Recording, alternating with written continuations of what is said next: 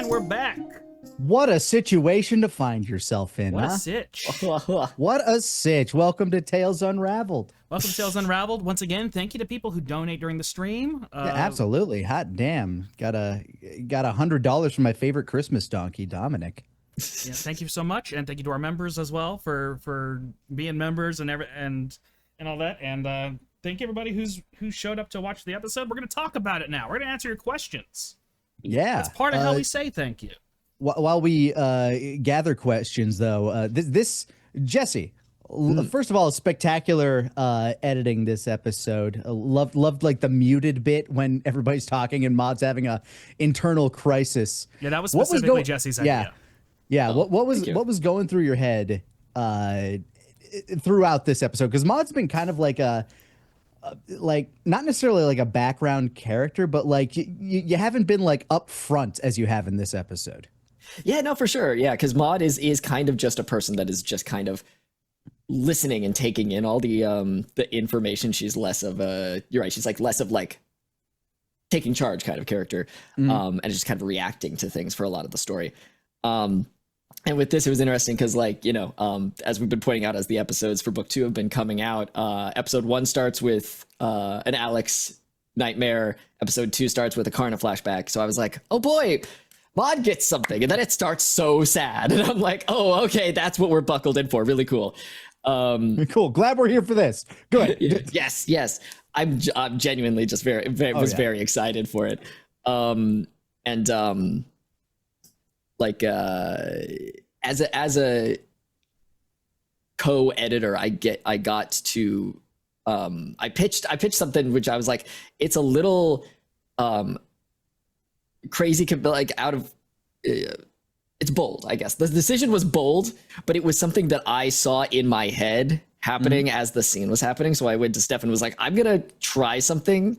Let me just like make it, like we'll see how it comes out, but I have like a bold idea for this part where Maud is dissociating. And it's, you know, I'm very blessed that you get when you're a performer and you also get to like make the visuals of the thing to really convey what I think it would like sound like and be like in it. And we played around a lot with cutting the music this episode. There were 2 instances of it, and I personally think they worked great. So I'm very grateful for that. Yeah, I was happy we could sort of mix a comedic edit, but it doesn't take away from the emotional punch. It's actually part of it. Yeah, the I'm a terrible sister beat was just such a, because we're like going over this plan. It's like, okay, look, we got to get out of here. Like we'll find your sister, I promise. But we got to get out of here. We got to do this, and this. Maud, what do you think? I'm a bad sister. Yeah, because I, you know, as the person playing the character, I know what was happening that whole time, and I was like, I hope it's conveyed accurately. That like, Maud it was perfect. That makes me so happy to know. Because like, yeah, Stefan even pointed out because we haven't watched the episode together yet, and Stefan was like, I love how you can see Maud is just not paying attention to what's being said. Yeah, just dissociating. Yeah, because like, you know, Karna is this like really caring person, and he's like, you know, I want to comfort you, but we have to lock in. And normally I want to be here for you right now, but my people are about to die. Yeah. So, and Maud is just like, you know, just not there. Like there's nothing going on with her right now. She can't lock in because this is the worst thing that's ever happened to her. So she's kind of just not there. And then the scene goes back to her. And I thought it would be very funny if like, you're like, you know, we got to focus, we got to lock in. And she just says what she is thinking at that moment. Like not even trying to like placate to what is going on in the scene at all. She's not there right now. It was very, you know, we actually talked about also during, when we were watching this just now, how I feel insane as a person laughing at like jokes that I say as Maud, but like we all have this thing basically where we black out when we're playing characters sometimes. Cause like I don't hear what I'm saying as Maud. I just kind of like, I finish the scene. And then when I am in the editing room, I'm experiencing it for the first time, really. I don't know what the fuck was going on when I was playing this character. So I'm genuinely like crying at like acting that I'm doing, even though I was there at the time, because I don't have a memory of it.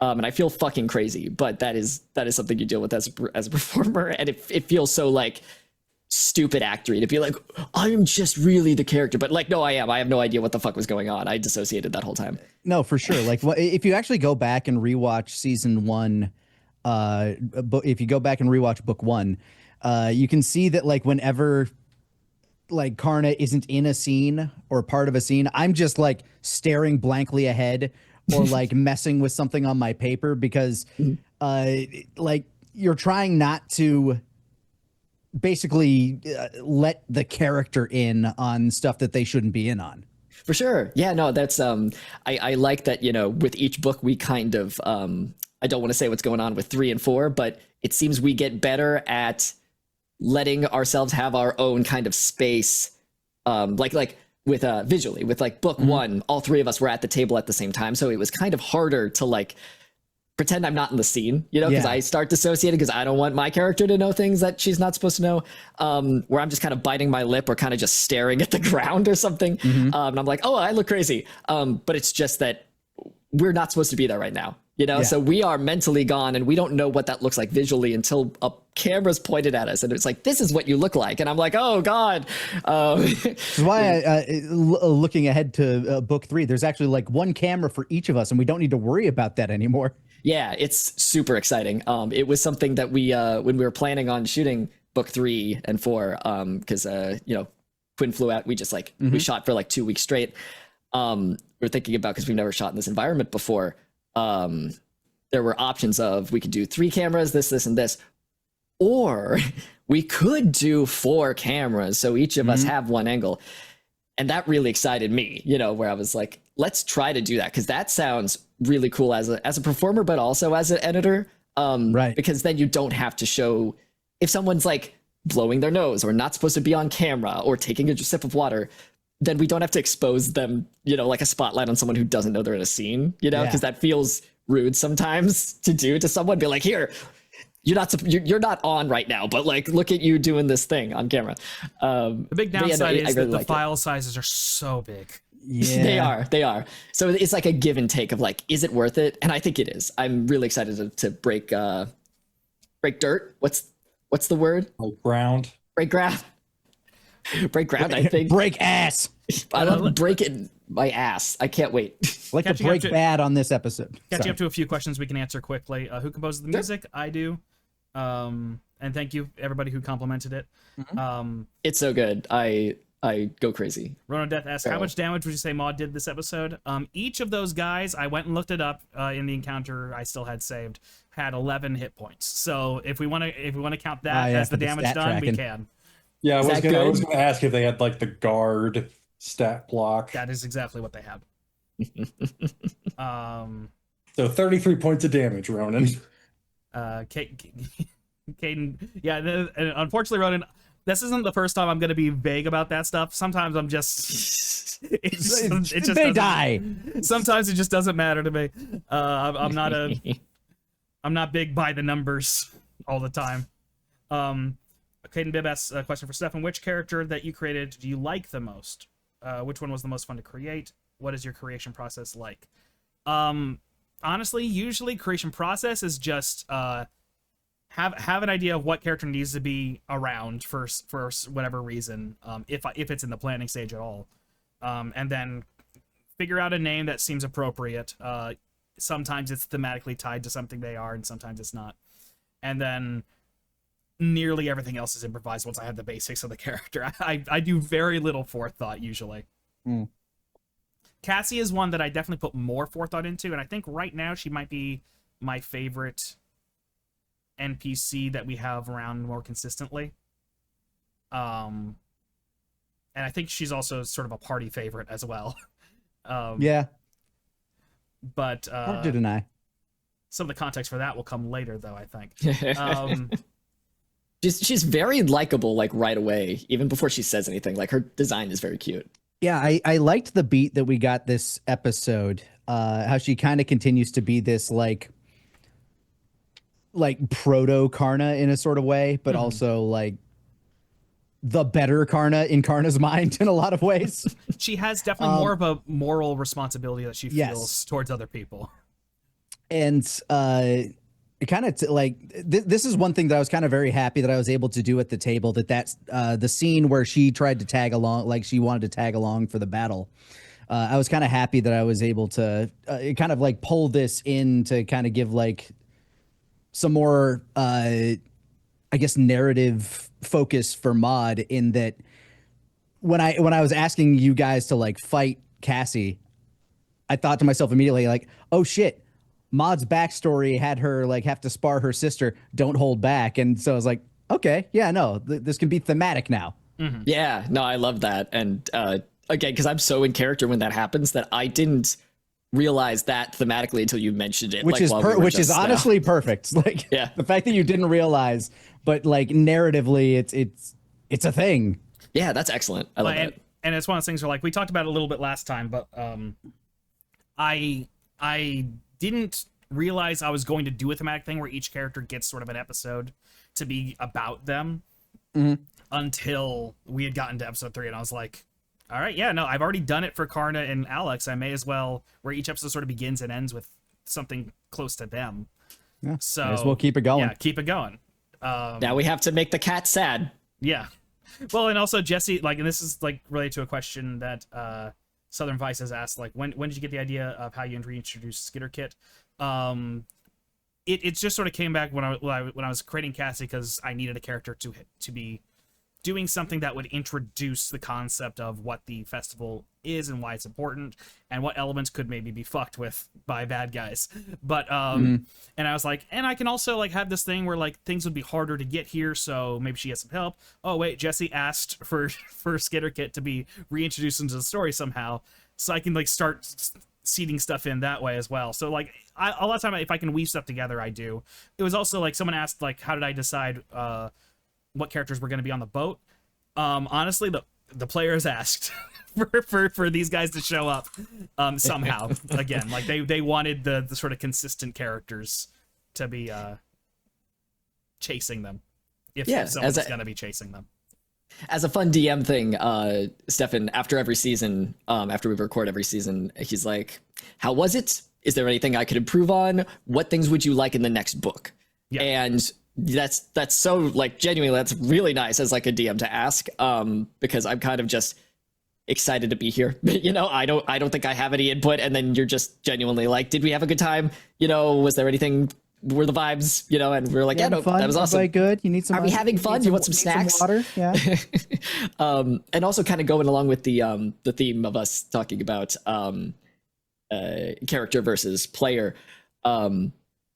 As soon, like, Maud, I had to play it cool and have her have no idea. But I don't know why, but as soon as you said the word circus in like episode 6 or whatever the fuck, where Cassie was like, I joined the circus, immediately beamed in my head. I was like, Skitter Kit was there. I don't know why I knew that, but in my soul, something gripped me, and like a ghost erupting out of my body was like, Skitter Kit was at the circus. She's in a circus.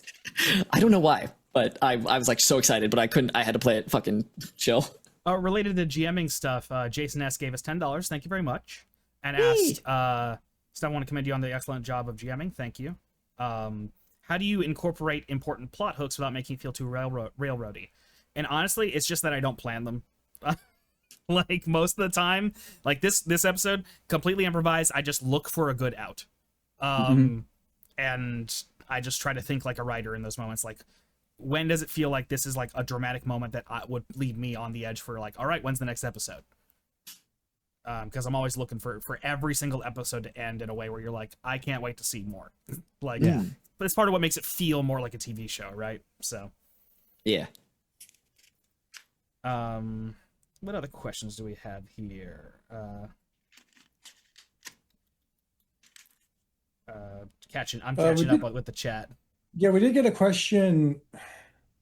I'm not sure if it's kind of spoilery, but asking why the Apis was on the boat. And then there was Kate Bibb coming in. Something wrong she did. You will learn, but yeah, that information does sort of show up. But you got a little bit of it here, where like, you know, it's a second chance given to them, essentially. Like all these people failed in some way specifically related to the party, so they're being given a chance to do something about it in order to redeem themselves in the eyes of the church.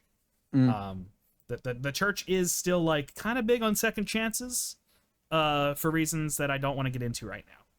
But so believe it or not, the church actually more often than not try like the general orders are to avoid killing people when they don't deem it necessary. Now, I'll choose to not believe that. what they deem necessary is arguable in terms of what you would agree with. Right. But they at least believe that they should try to preserve life as much as possible, and there is a reason for that I won't get into. Because when you have a monopoly on force, you get to pick. Yeah, well, and the thing is, like, and you can completely and should completely disagree with what their version of necessary is. Yeah. We did get a question about how did Uncle Fergus lose his horn if it's not important to the plot? I don't think that's come up yet. Yeah, no, it hasn't come up. Sucking his own dick. If I'm honest, spoilers. Like, again, and like I'm pretty open about this. I don't plan most things, and that's one of the things that's unplanned. Maybe there will be a really thematically resonant reason for it later. At the moment, there is none. But maybe later there will be. Maybe he tried to self-suck and he rolled into a ball and just went down a hill. It's not a retcon if you don't have continuity to begin with. A fuckball gone wrong. Yeah, one-man fuckball. He's like, I can do it. Watch me suck my own dick. Here I go. Then, like Sonic, His Muppety voice. Well, here I go. For some reason, that's the funniest image in my head. Is him just whoop, like he's just in a ball all of a sudden. He's just, Hold on, horns too and the sound is him sucking. oh no. There was also someone asking about how old everyone is currently, like, and what are the lifespans of the Shopaloo? Shopaloo have generally like similar to human lifespans, maybe a little shorter, just on average. Due to the way they live.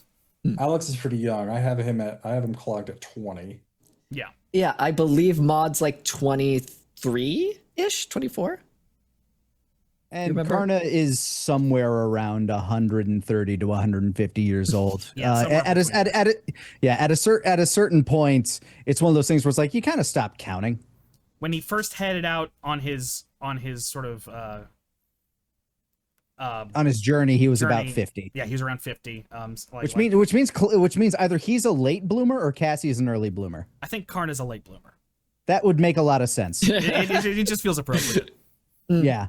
But like, I think, I don't know about your logic for it, but for me it was like, oh yeah, that's about when Frodo went on his journey in Lord of the Rings. It wasn't, but that makes sense in a lot of ways. Not in the movies, in the books. Yeah. Well, Frodo could have sworn he was reaching 60 when he left the Shire. It's like possible. I remember him being like around in his 50s.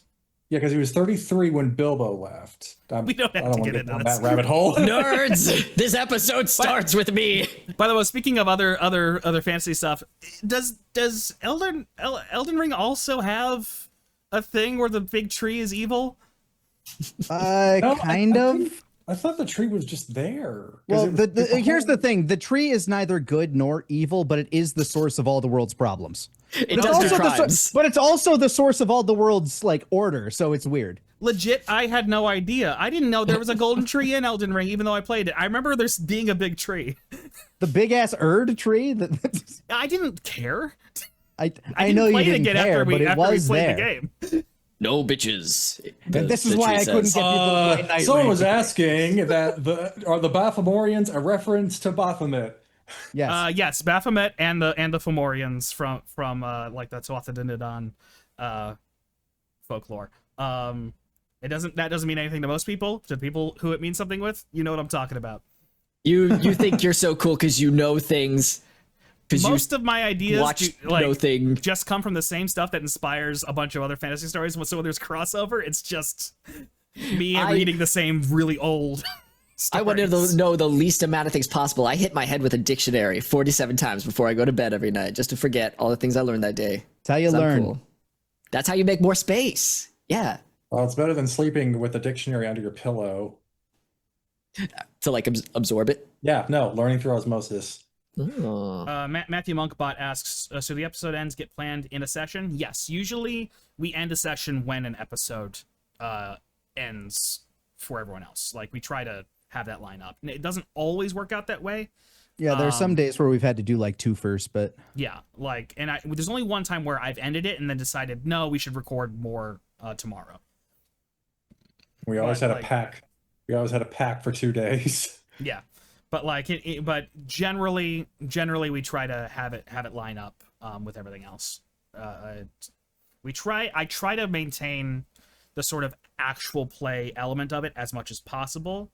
Because, you know, I know that there's like somehow people are constantly accusing actual play shows of scripting stuff where it's like, how the fuck would they even do that? yeah. Like those are words said by people who have not tried writing, I think. But yeah, I don't understand. Why would they? That takes way more time. I've seen people claim that stuff. Let's Plays are scripted, and it's like, are you really just so incapable of the idea that someone can just work on the idea of funny? The idea of improvisation.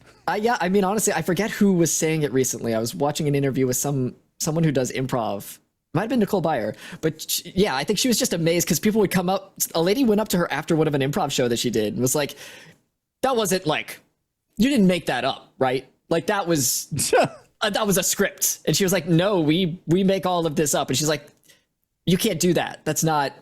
It's like if we were scripting a new show every week, that'd be more work. That would be insane. Way more work. That's a full like SNL schedule, you know, like that's way too much work. This is coming from a group of people that like, I mean, I know nobody out there is like saying that about us, but like, think about how long it took for DBZA episodes to get out. Writing was a majority of that. Like, yeah. Yeah. Way too much work. Mm-hmm. And if there's anything you should know about me, I will actively do things to avoid more work. By the way, if you miss a question from you guys, don't. It's okay to repeat your questions if you. Well, we did. Make sure so we did have Austin Brown come in with the I'm about to DM for the first time with new players. Any advice?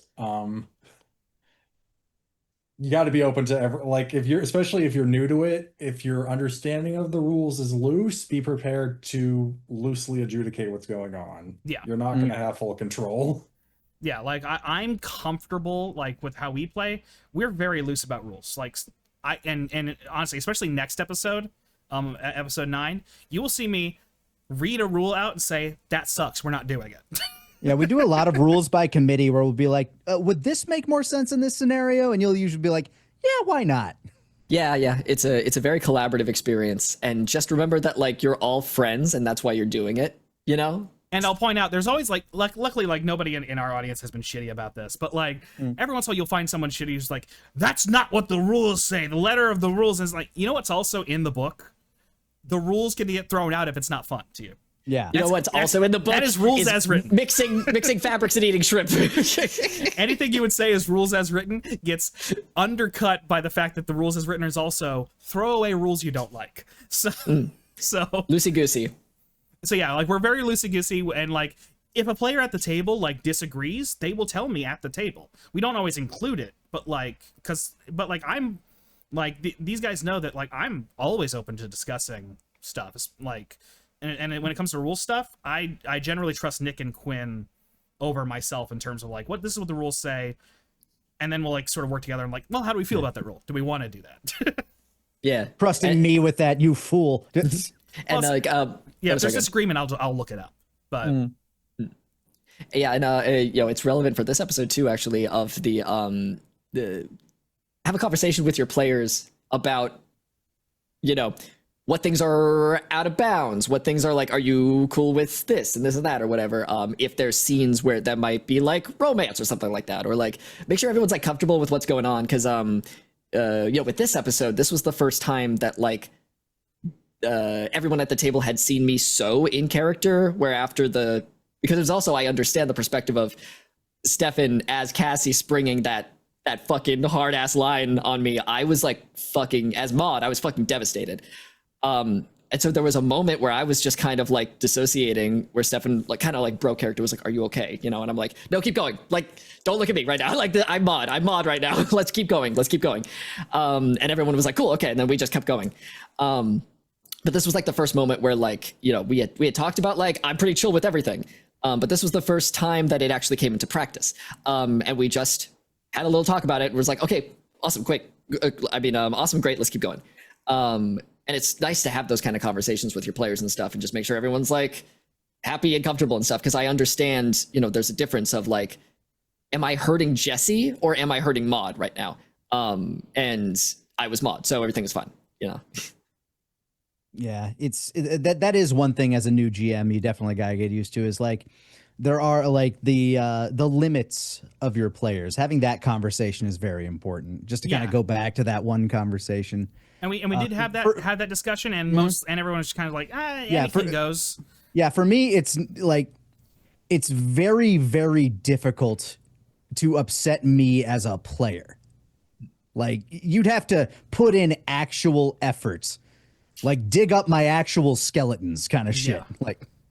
I'm never going for like maximum pain. Pain can be part of the story because that's what makes good stories. But like, it's never like, oh yeah, can't wait to hurt everybody. And I'm usually fairly, like, especially when it comes to general topics that are more sensitive, I try to approach it sensitively, just because that's my comfort level. Totally, yeah. Like, because I was also, I was a little nervous that that happened in the moment, but then in the edit, it looks like.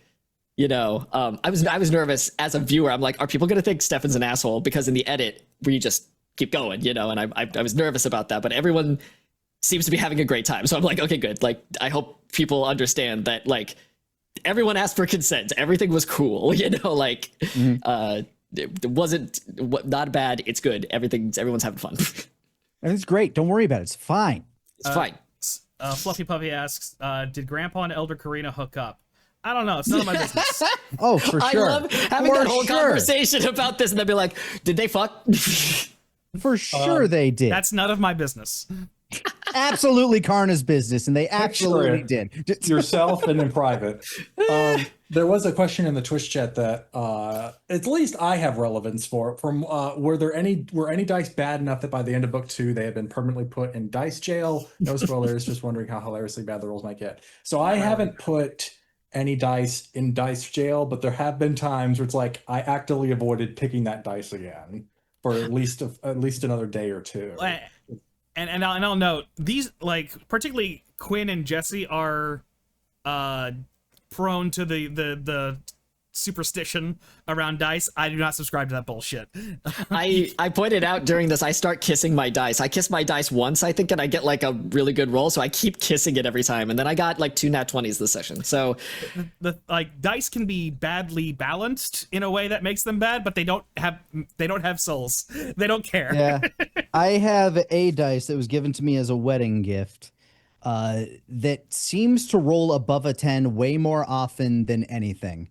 You get really good rolls. Oh yeah, this dice, and if it ever rolls below a 10, it's almost always a 1. Is the thing. Like, I love that. So there's definitely like something with the balance of that one where it's there's something weird about the balance of this one. The fact that it goes to 1 though when you get a negative at least balances that a little bit. A little bit, yeah. But I there are a lot of times where I like nat 1s more than I like nat 20s, because I think nat 1s are way more interesting. Yeah, because it is all about storytelling, and that's also a thing. Is like, for new players, not even necessarily a new GM, for new players, the dice are telling you a story, Try not to get too upset about like nat 1s or low rolls if you wanted something else. Like, if you're so loosey-goosey, it will make storytelling so much easier for you, because then failure's interesting. Yeah, exactly. Like, you get really cool character beats. Like, thinking about watch us get nat 1s and then see what happens in our story, things happen because of it. So don't get too wrapped up in it, like, just be like, okay, this is the story. Nat 1 isn't always rocks fall and you die, Yeah. I'm curious, has anyone made a D&D meme of Thanos holding a dice and being like perfectly balanced as all things should be? Probably. Probably so in some way. Yeah. Someone's gotta. At the office. So actually, go ahead. Well, so I was going to move on to the question. So if you still had something to say to this, go ahead. No, you can move on to another question. All right. Turkeyzilla did ask, are the tenets of the Oath of the Ancients still being followed, or has it been scratched out? The subclass does make sense, fitting for using power granted by a giant magic tree. So I think in the episode it just says Paladin Fighter. It doesn't have the level breakdown. No, it doesn't go into super detail after that. I don't think. So what we ended up doing there was Alex still has 2 levels in Paladin, but he lost the 3rd level, which is where you pick your subclass, you pick your oath. So that's kind of how we mechanically developed what happened to him after leaving Port Tarif. And the rules are still in place that, like, if he does something actively opposing the pontificate, something could go wrong. Same as what happened in the finale of book Which, well, perfect thing to see happen soon enough. Alex asks, can we expect a 5-episode standard per book? No, actually. The book 1 and book 2 have 5 episodes, but after that we have more. Yeah, I don't remember what the count came out to in book 4, but I still think it was more than 5. Yeah. Oh, books 3 and 4 are that long? Yeah, they're both. They're each like book 6 4. or 7. Yeah, if I recall correctly, book 4 was like. I won't go too far. We're not quite sure the finale was, with the end of book 4. But I see. Yeah, but I'm pretty sure book 3 is 7 episodes. Yeah. Like we were saying before, we usually know when an episode is ending to set up for it. But with those books, sometimes we were a little loosey goosey with it. We're like, let's just see. So we're gonna find out. Happen here. Let's go. Yeah. Well, we filmed a lot, and then we're like Stefan and I will find out once we start editing. It's a surprise even to us. And Carter dies in book 5. yeah. Maybe we haven't done it yet. You know what? That's true. But Very possible. Now, for reasons we can't get into, it'd be wild if it happened in book 5. But very odd. But it's not impossible, I guess. Definitely not. He dies at the end of this book, and then his twin brother Blarna shows up. He's Irish. What's one thing about D&D you love or hate? We can go around the room for this, so whoever wants to jump on that first. The adventure modules Wizards of the Coast has put out for D&D, I've had a big problem with every single time one comes out. There's a big problem I have a nitpick on. I do not like how they write their adventure modules. I've never looked at a pre-made mod, not once. So yeah. For me, it's always just been an issue of, and this is just my impatience as a person. Combat can drag a lot in 5e, especially if there's like a bunch of NPCs and a bunch of enemies and like however many players. You sit there, you do your turn, and then it feels like you wait like 15 to 20 minutes, and then you get to do your thing again. And if you do roll poorly during combat, it's like, well, shit. There goes 15 minutes of my life, and now I got to wait again. Yeah, and it can be particularly rough with people with ADHD, which 3 out of 4 people are on that spectrum here. Here. Yeah, in general, no, here. Yeah. Yeah, I think 3 out of 4 people in the creative industry are on this spectrum. That's my personal theory, but yeah, in this group, 3 out of 4 of us are on the spectrum of ADHD, and Can you guess? Let's guess. Who could it be? Your thoughts in the comments. Me, who's fucking stimming. I'm stimming like all the time in book 1 when you're just looking at me and I'm not in the scene. I'm just like. Well, and honestly, it's part of why I like being the DM. I'm always active. I don't have time to be bored, because I have a million things to think of at once, and I'd rather be doing doing a million things than doing one thing. So I much prefer DMing to playing. Like I've never been that into playing, but I'm really into DMing specifically because my brain is just firing on all cylinders, and that's way more fun for me. So like that's like I lock in for DMing because of that. Because that's more fun. But like things I really like DMing. Like I guess that's something I say I like about D&D. I like like the role play specific crunch. I think the crunch for role play is pretty solid. I have no issues with that, and it's relatively simple. And I appreciate that as well in 5e specifically. I can't speak for for past editions. I've never played them. But but I do say, like, and I might get into this more next episode, but I hate, like combat I think is the weakest part of 5e. It's too long. I think the 6-second per round rule sucks. Just from a dramatic standpoint and from a like spell casting standpoint. spells last too fucking long, or they take too long to like prepare. It's like, oh, you want us to play enough rounds to last 1 minute? We're never going to do that if we want to have fun. So like you'll see me in the next one, like as we get more into combat in the next one. Spoilers, I guess. You see that coming, I assume. Like, but you'll see me just being like, no, this lasts three rounds. That's reasonable. Like, kind of like how Baldur's Gate 3 kind of does it. Where they just kind of like, where it's turns rather than time. Yeah, and it should be turns. That's simple. We're already playing using turns. Why is there a second form of managing time? In case you cast a spell outside of combat. That's fine. That should be a separate thing, though, right? Like that should just be a separate deal. I think they just wanted the conversion rate just to make it like I guess in the rule book it's a little simpler that way. I don't know. Yeah, but like in practice it's complicated to like work out 6-second intervals out of a minute. Fuck you. I don't want to do that.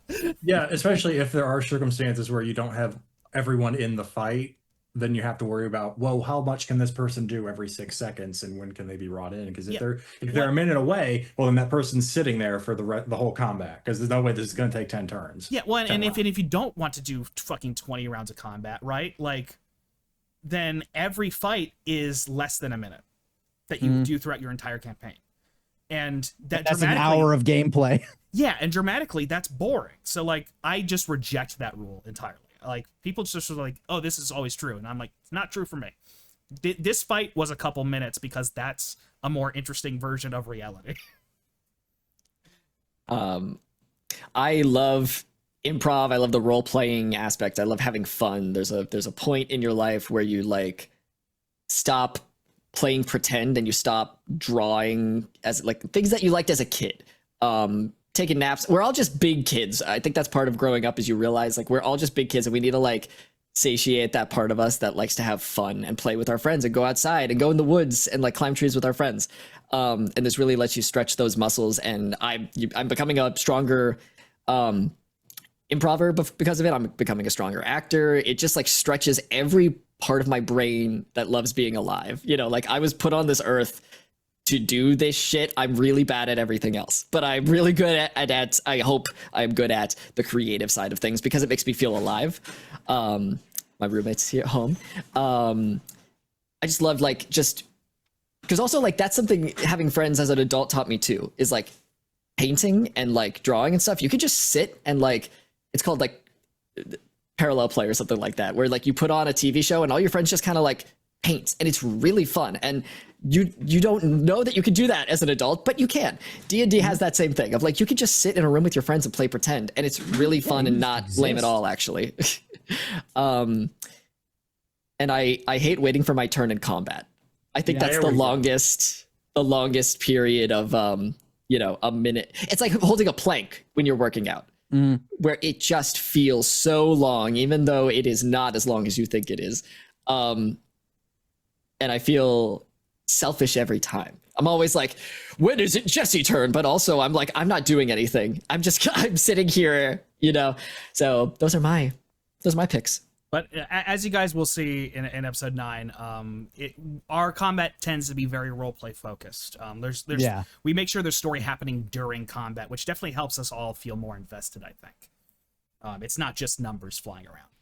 That and you have the benefit of seeing the cut down version, so that's true. It plays so much faster for you. Gosh, there were a couple questions that got peppered in there, but I think the one that keeps popping up in my eye is how long the gap should people expect between the end of book 1 and the start of book end of book 2 and the start of book 3. We're doing another Masterwork edition. Round 3, baby. As much as part of me would want to, no. No, we have a sickness, Stefan. We have a sickness. We need to exactly. stop. That's why I'm shutting it down. We'll get it right this time.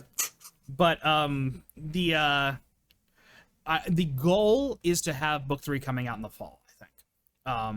That's not a promise. That's a goal.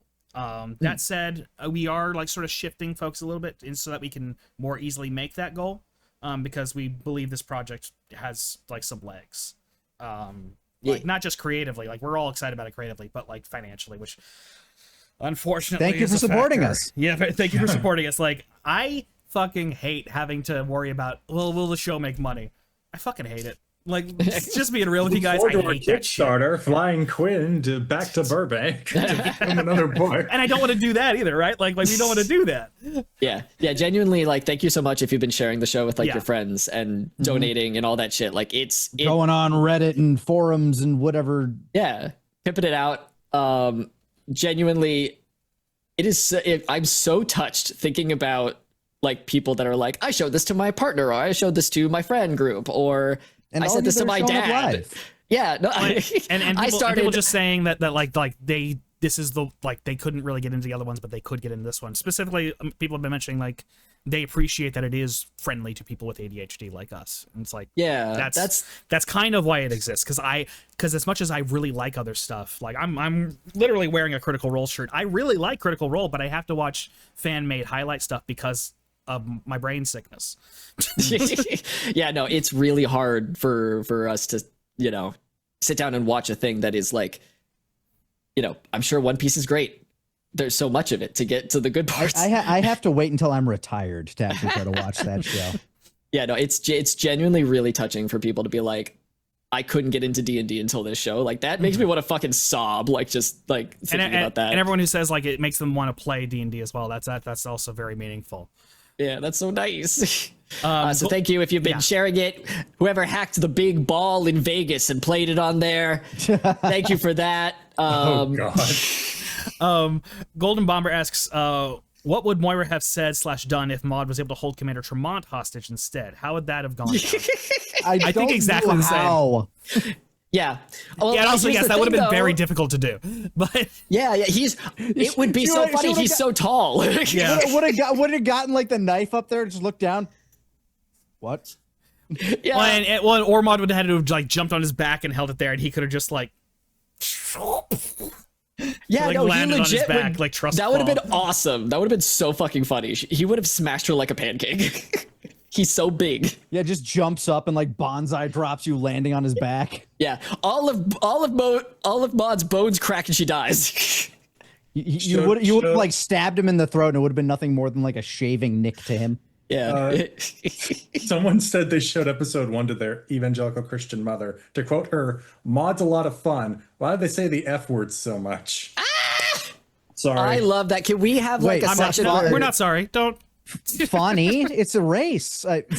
We need to have a section where we keep reviews of the show, and it's just shit like that. Yeah, everybody's mom's reviews. Yeah, mom's reviews. What moms are saying about Tales Unwritten, and it's just like insane shit. I love that. Thank you for showing that. Thank you for everyone who showed the show to their evangelical Christian moms and the bean and their furry friends.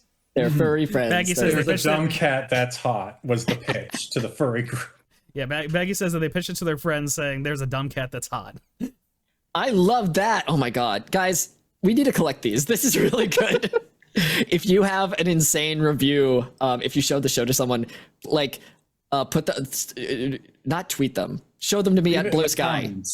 Yeah, leave them in the comments. That's great, please. Yeah, because this will be its own video. Leave them in the comments, please. Genuinely, I would love that. There was also someone. I have a question on if Alex meets his father again. Would it be a fight to the death, or would there be mercy? Alex, is that considered spoilers? It goes to what his mindset would be. Yeah, you can say what's his mindset going into this this situation. Gotcha. Yeah, so of course he doesn't know that his father's here. But when he left things off, he personally was disappointed and frustrated with his father. He didn't hate him, especially not to the point of wanting him dead. So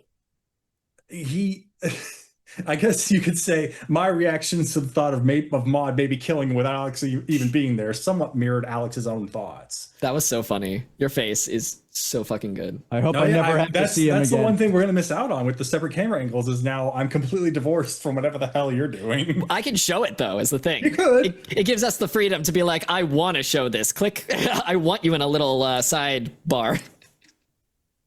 It's so funny to me that like that you're like, my dad, and it's like I said captain of the ship multiple times, which your dad is not. Well, I feel like you have the captain being the naval position in charge of the ship, and then you have the captain being the colloquial term for the leader of the people on board, which is Commander Tremont. Yeah, but I refer to him as commander though. I think for a second, I also thought I was killing Commander Tremont, but only for a second, because you said it so casually that I was like, that can't be who I. Yeah, there's no way I would do that. He's dead. Anyway. Oh, you got him. We got him, Mr. President. There was also someone asking, Roulette was asking, I sometimes have trouble with character bleed when I'm role-playing a character. Is there any advice or tips to handle it? I guess I'm not entirely sure what character bleed means. For me, I do have a lot of times where all my NPCs end up sounding the same because I have very little voice acting ability. I believe character bleed sort of refers to someone sort of feeling very tied in with their character to a place where it might get a little unhealthy. That's my understanding of it. But like, seems like some people have different definitions. But so I would say, if that's the definition, I don't think I've ever gotten married to that mindset. I guess maybe only a couple of times where I've been playing a character and I have them say, oh, he does his combat move by doing X, Y, and Z, and then I roll a hit and it's a 1. I'm like, well, yeah, like we've all acted, so and like I know me and Jesse in particular have definitely I know of this about me and Jesse that we can just sort of let a character take over for a bit. Like even playing the NPCs, that happens with me. I do stuff that I don't remember doing, and I don't remember making a conscious decision to do. Yeah, some would call that a mental illness. Yes, and it makes us stronger. There's a reason 3/4 of people are autistic and have ADD in the creative fields. It makes us super powered. But I'm still, the back of my brain is still working, like to understand exactly what's going on in the context of everything. But the front of my brain is just sort of surrendering to, this is what the character would be doing right now. Yeah, I realized, like, talking with like my normie friends and stuff, that is not a normal skill to have. I thought everyone could do this, but I have the exact opposite of what character bleed is. I have the exact opposite problem, which is that, like, I'm so divorced from my character that sometimes it's, I think overall it's good, but sometimes it can be bad. Of like, there's a part in book 3 where Maud does something that is so stupid, but it makes perfect sense to her, and everyone else is trying to figure out, what the fuck are you doing? And so I'm so divorced from it that I have no coherent thoughts sometimes as Jesse to help Maud sometimes. Yeah, I just remembered the part you're talking about. I'm still confused. It makes perfect sense to her. You know what? I'll give you that. To her, I'm sure it does. Super Strays asks, what do each of you think has been your greatest performance as your characters so far? So far, I guess up to this episode. Yeah. I mean, for me, it's probably this episode. I forgot, because I'm working on, when you work on a whole season of a show, it's kind of all blending together. And I didn't realize how much I enjoy episode 8, this episode, because it is very strong, like, all the way through. I'm very happy with, it hits so many character beats, and it has a lot of really cool moments for Maud in particular, of like how I just got to just let her take the wheel and just be really emotional. Like, it's a really vulnerable place, to the point where I consistently would cry editing the episode and watching my own performance. And I'm like, am I insane? Or is this okay to be feeling this way about things? Because I feel very full of myself, being like, I'm so good. But like, I'm genuinely really touched by like who I was in that moment. Because I normally can't watch my own performances. I don't really like to do that. But with D&D, it's different. I will say this episode was definitely one of the stronger role play episodes, because I was going to say either for Karna, it would be either this episode or episode 5 of book 1. Just because like with like the final episode of book 1, like just all of the improv in that one was just so like, okay, I have no idea where the fuck this is going.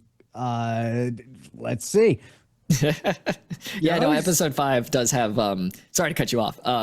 Episode 5 has a lot of moments between Alex and Karna that are, I'm thinking about the jail cell thing, where like I was very emotionally like, ooh, in that moment where like Alex is talking to you so casually about Delamere, and you get like so fucking, Karna gets really serious, where he's like,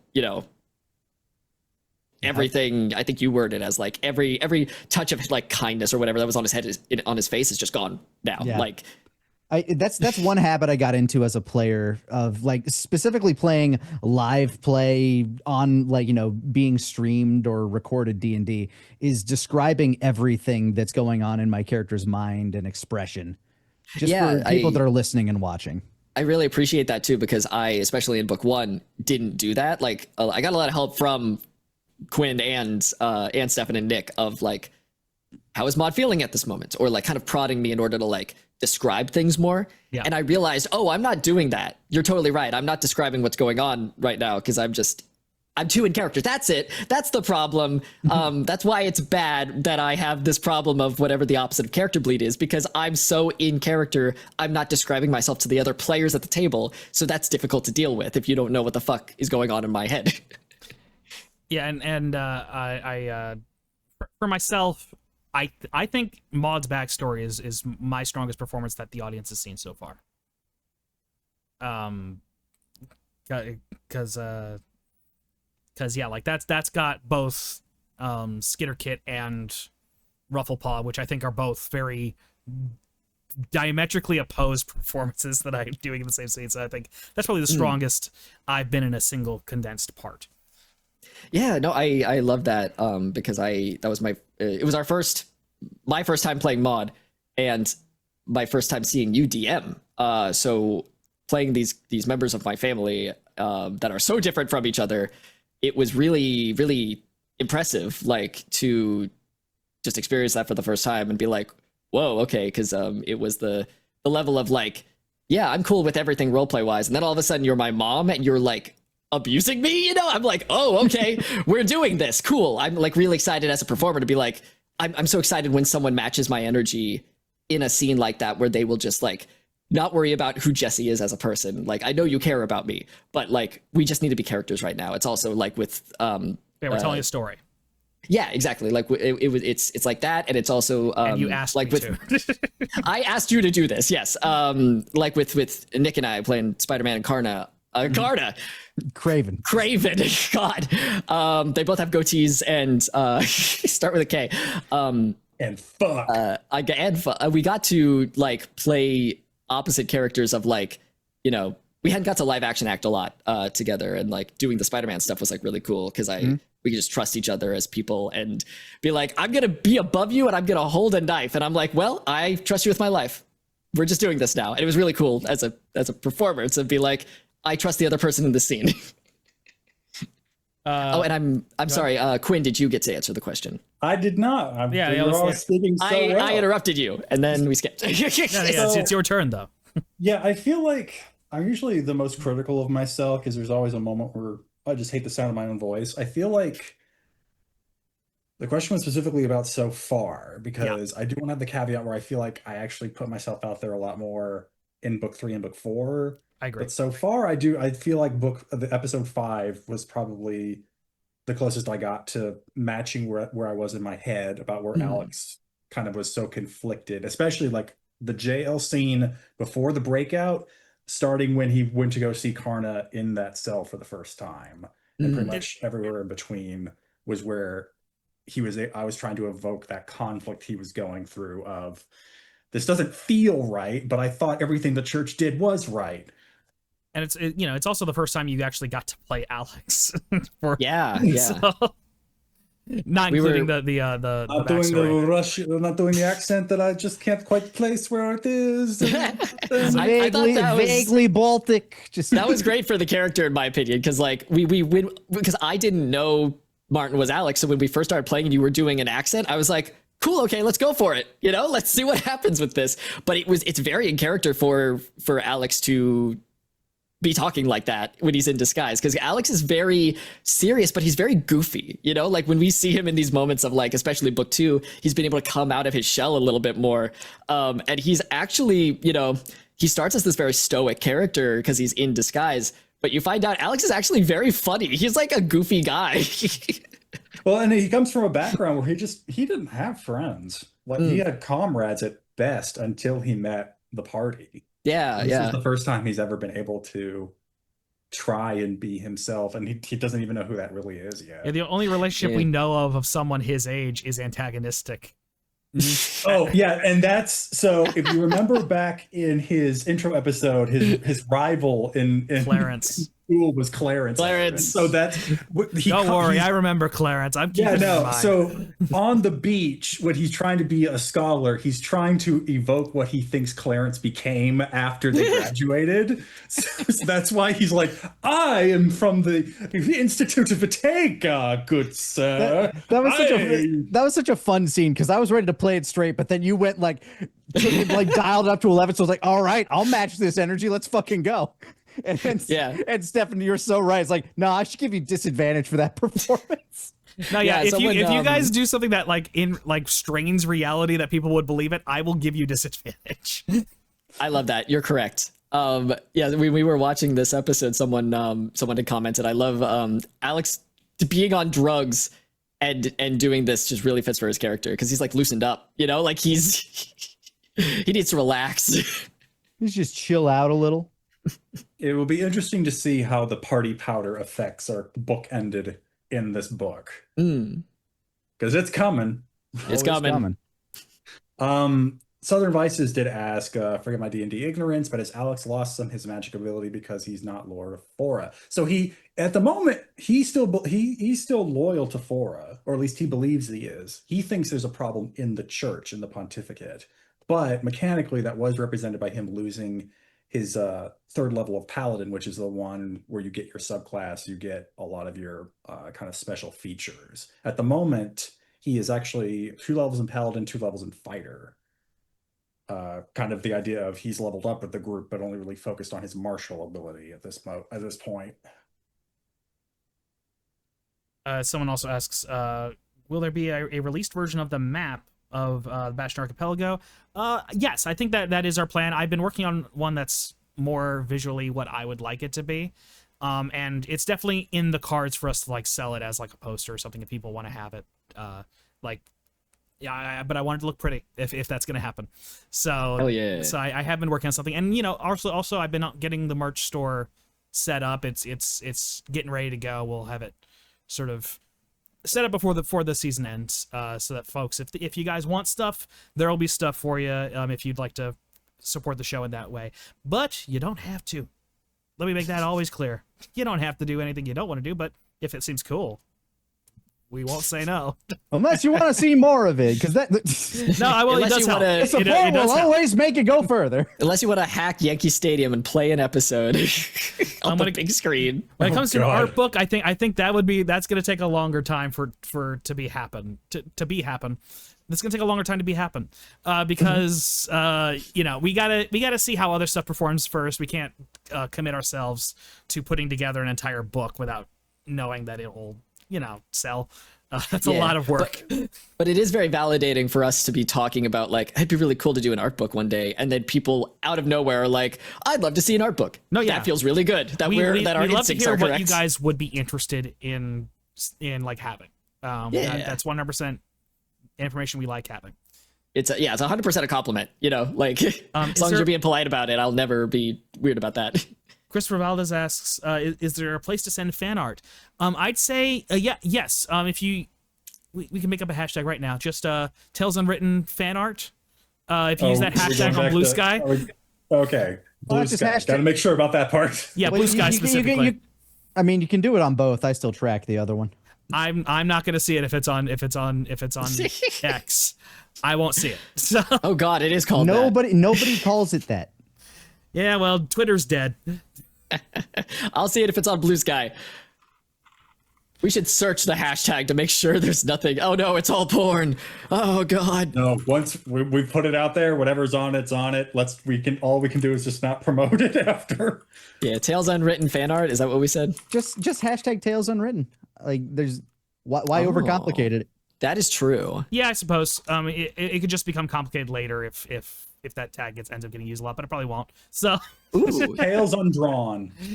No, don't make it complicated. do we have a Tales Unwritten Blue Sky? We do. In general, then you can tag that too. Yeah. We linked it up, so it's the URL. So our Blue Sky name is talesunwritten.com. Yeah. Just at talesunwritten.com on Blue Sky. You can find us there, and we post up there sometimes. And sorry, good. Yeah, we'll interact with folks who makes fan art. Absolutely.